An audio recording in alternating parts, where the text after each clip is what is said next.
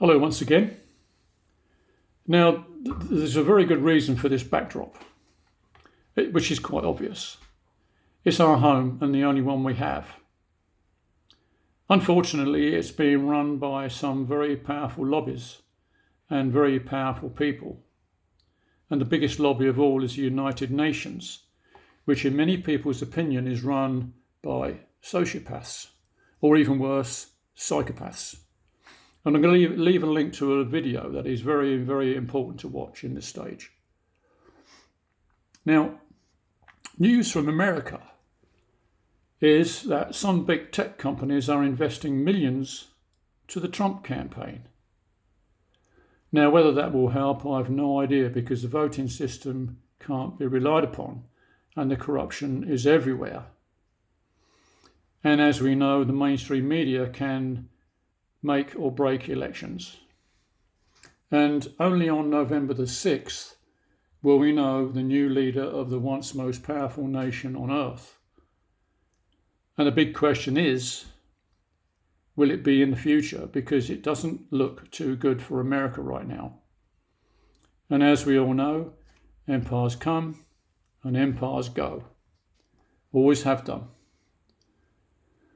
And America continues its power in the world by having 750 military bases in 80 countries and 175,000 troops deployed in 159 countries. And laughably, America believes that China and Russia are the imperialist aggressors. That is just laughable, and the pot calling the kettle black. And certain people in the Middle East have just been ramping up propaganda to justify its genocide against another people while banning foreign press in the area. But this is just fascism, nothing less. And if we're not very careful, it's coming to us very soon with the new government we have. Latest news from mainstream media is that our Prime Minister has just advised for all Brits to get out of Lebanon. Why? Because he obviously knows something big is about to happen in the Middle East, and being anywhere near it is not a good idea. And this certainly is not good news for Israel or America. And let's not forget that if this escalates and brings in Iran, then Iran's best friend is Russia. So tread very, very carefully, I think. And free speech at this moment in time is being taken away by threats of imprisonment for hate speech. And of course, hate is a very subjective word, and it can be interpreted in many ways by those who wish to control us. And it's being implemented right now, saying anything online can be used against us by the thought police. So we have to be as smart as we dare be. We have a nation that has not fully recovered from the events that occurred just a few years ago, mainly because the procedures are still being pushed today as I speak, while there is damning evidence of harm being done by them, but being ignored by the so-called press, who are, it seems, in lockstep with the government. Personally, I never bought any of that, only because I had the good fortune to be in touch with some well-informed people, read some very interesting books and paid attention to the conflicting advice given by those in charge at the time, most of which made no sense at all. It was as if it was being made up. And of course, that's exactly what they were doing, with the aid of SAGE.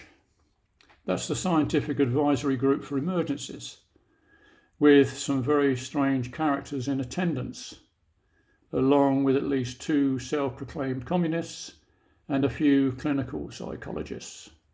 Very suspicious in my book, and scarily, it still exists today.